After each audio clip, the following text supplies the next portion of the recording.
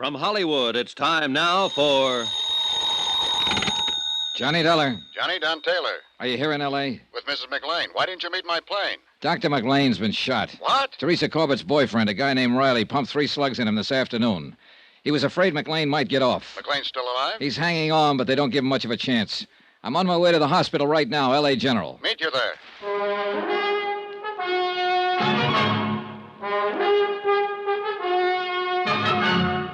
Tonight and every weekday night, Bob Bailey in the transcribed adventures of the man with the action-packed expense account, America's fabulous freelance insurance investigator. Yours truly, Johnny Dollar.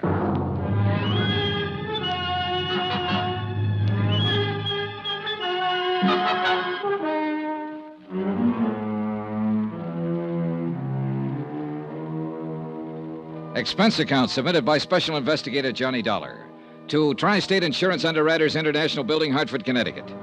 The following is an accounting of expenditures during my investigation of the McClain matter. Expense account item 13, $10, rental, for a tape recording machine which I took with me to the hospital room of Dave McClain. Don Taylor met me in the hall. Hi. Hi. Where's Mrs. McClain? I turned her over to the police. Do you know about this? No. Who's this man, Riley? Oh, just a lonely guy who lost his girlfriend. Let's go. Wait a minute. There's something else, isn't there, Johnny? Oh, I don't know. I think there is, Don. I'm going to try to get it from McClain now. That's why I brought this thing. What'll happen to Riley? He's being held for assault with a deadly weapon intent to kill. If McClain dies, it'll be changed to murder. Mr. Dollar? Yes? You can go in now. This is Mr. Taylor. I'd like him to come in, too. It's all right. This way, please. The nurse led us down to the end of the hallway and into McClain's room. Transfusion equipment was rigged up on one side of him, intravenous on the other. He watched us walk in without a word, until he saw me set up the recording equipment. What do you think that's for? You, McClain. That statement we were talking about. What statement? You know how bad off you are. It doesn't make any difference now. Who's this man? My name's Taylor. Police? I'm with Tri-State Underwriters. Oh. You must be a close friend of Doris's. She came out here with him, McClain. How is Doris these days? She's made her statement. Squeeze play. How about you? No. I'm not gonna say a thing. Oh, now, McClain. Tell you what I'll do. We'll talk about it later. There may not be a later. I think there will be. I'm gonna bet on it that way. It's tough, Dollar. You struck out again. There's always your wife. She won't tell you anymore. She's got her own troubles. I think you'd better leave now, Mr. Dollar. Yeah.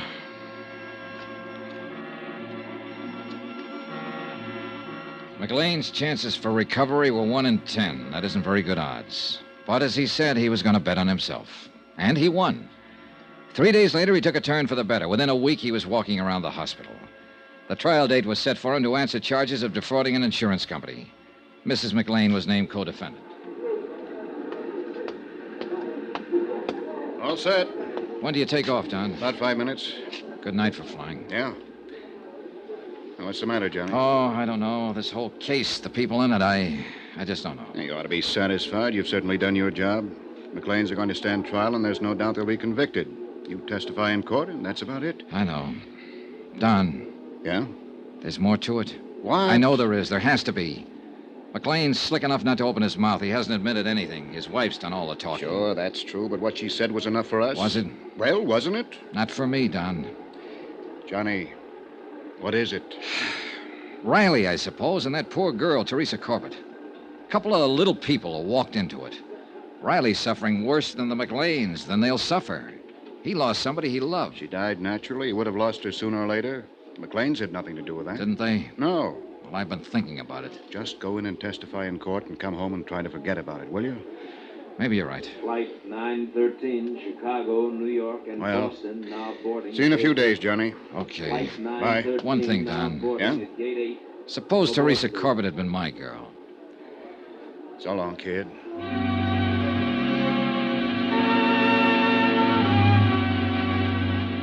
Don Taylor went back to Hartford and left me to wrap up the details and testify in court. The day before the trial, I went over to the county jail to interview Mrs. McClain just once more. Hello. Hello. The uniform isn't too attractive, but they say it's a very healthy life in here. I mean, the regular hours and all. I suppose I should try to get used to it. Yeah. How long will I have to go to prison? Well, that's hard to say exactly, Mrs. McClain. Well, my lawyer said not over 3 years if they convict us. 3 years isn't too long. No. Sit down. Where's my husband? Where's Dave? He was transferred to the county jail today. Is he all right? Seems to be getting along fine. I haven't seen him, you know. You'll see him in court. Oh, I wish it were all over. So do I. But it isn't, is it? Practically. Not at all.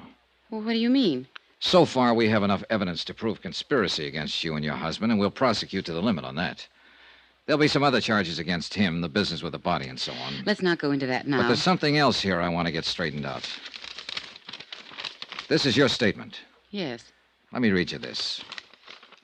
A girl, whom we later found out to be Teresa Corbett, walked into the office on the night of February 1st, 1954, and complained of feeling ill. She had been drinking. My husband took her into the examining room where she died a few minutes later of a heart condition. Those are your own words on this sworn statement, Mrs. McClain. Yes. Let me go on. I had never seen or heard of Teresa Corbett until that night. I was with my husband when he placed a call to her residence in Jersey City. He spoke with a man there who managed an apartment house and so on. Mrs. McClain, that call was never made. I was in the room when Dave made it. The phone company has no record of it, no bill for it. I mentioned this to you because we are going to mention it at the trial tomorrow. You have my statement. Are you trying to make a liar out of me? The fact remains that call wasn't made. Were you in the examining room when Teresa Corbett died? No, I was in the front office. Isn't it a fact that she was a patient of your husband's before that night? No. I found out, I'll tell you. Teresa Corbett was one of your husband's patients. Why, She came here to live in Los Angeles because of a heart condition she had. He was the doctor she went to see. She just didn't walk in that night and drop dead. If that's true, I didn't know it. That night, you said you were acting as a receptionist in your husband's office. When Teresa Corbett walked in, she must have given you her name when she asked to see the doctor. Well, she didn't. Frankly, I thought she was just a little drunk. She'd been drinking. I could smell it. And you just took her right on back to your husband without asking a name, where she lived, anything about her? Yes. Now, look, Mrs. McClain, a lot of things you've told me and put into this statement are true. They've all been checked and rechecked. That's my job. But some of them just don't make sense. What are you trying to do? You wouldn't have known anything about it if I hadn't come to the insurance company. Maybe that's so. Maybe it would have just gotten by. But you did come to us. And whether you knew it or not, we have to know everything now. Everything, Mrs. McClain. Why do you think we've gone to all the trouble and expense of checking all this? I'll tell you. Because your story was too good to be real. It couldn't happen that way, even though the facts seem to say it could. Why, A girl alone and friendless in Los Angeles, dying of a heart attack in a doctor's office. A doctor who needs money and has a wife who's heavily insured. That's too much for me to take. Teresa Corbett was a patient of your husband. She had been for several months. She came in like anybody else. You or your husband took her personal history. And you noticed that she had only one living relative, a mother in Jersey City. Will you please tell me what you're talking about? I'm talking about premeditated, carefully planned murder. That's what I'm talking about. When Teresa Corbett's mother died suddenly, there was nobody left to worry about her. Nobody to ask questions about her anymore, right? That's what you thought, anyhow. But there was a man, George Riley.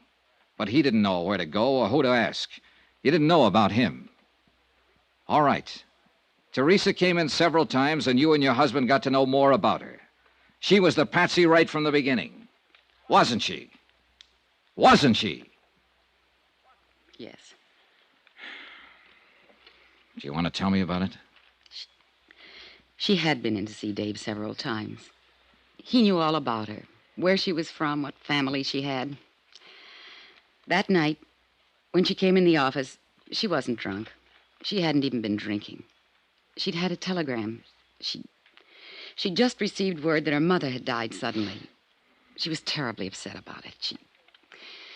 She asked Dave for something to help her sleep. Go on. Well, he took her in the examination room, and he came out a few minutes later to get some drugs, and he said something about her case being a terminal. Terminal?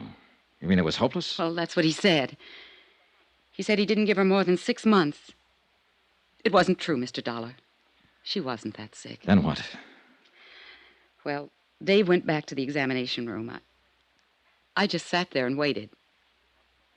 I guess I knew what he had in mind. Had you talked about it? Well, we talked... Oh, no, not about what happened then. A few minutes later, he buzzed me to come back to the room. I went back there, and Teresa was lying on the table. She was dead. I knew it when I walked in there. Dave looked very strange. He said that she had had a sudden heart attack and died before he could do anything to help her. You know it wasn't so. Well, there was a hypodermic on the stand. He'd given her something. I just didn't think he'd go that far. Are you sure you hadn't discussed this before? No. I swear he hadn't said a word to me before that night. But he had it all planned. That is, what to do and everything, when I came back to the room. He called Dr. Reed. Dave showed him Teresa and said it was me. Reed signed the death certificates. Yes. When did you leave town? The same night Dave made me. He said he'd handle everything. I accused him of killing her, and he said that she just died there. Well, I guess I was kind of hysterical, but then he said, all right, I did kill her. She didn't have long anyhow. I killed her, and you helped me kill her. Now get out of here and stay out of here. If you ever open your mouth about it, you'll go to the gas chamber with me. Do you want a cigarette? Yes, please. Here you go. Thanks.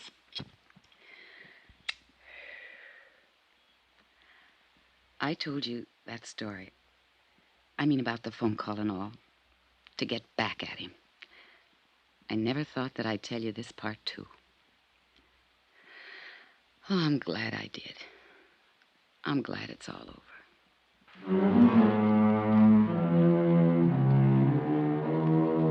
Expense account item 14, $85.40, hotel and board while in Los Angeles.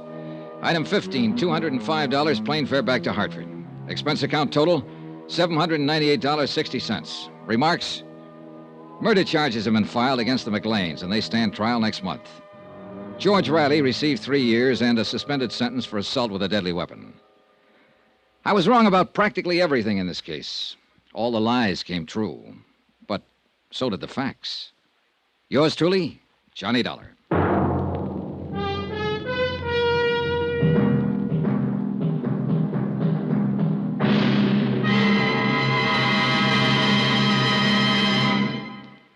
Remember, there'll be another intriguing story for you beginning next Monday night. Next week, cui bono.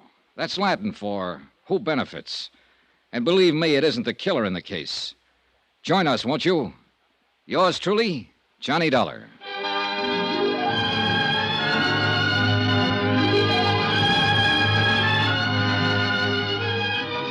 Yours truly, Johnny Dollar, starring Bob Bailey, is transcribed in Hollywood. Written by John Dawson, it is produced and directed by Jack Johnstone. Heard in this week's cast were Lucille Meredith, Betty Lou Gerson, John Stevenson, Bob Bruce, Victor Perrin, Tony Barrett, and Herb Ellis. Musical supervision by Amerigo Marino. Be sure to join us on Monday night, same time and station, for another exciting story of yours truly, Johnny Dollar. Roy Rowan speaking.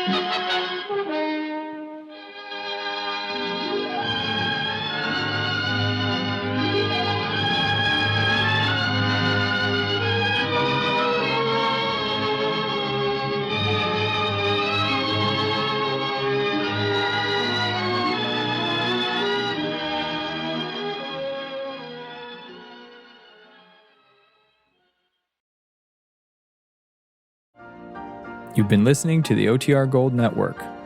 Find more classic radio at otrgold.com.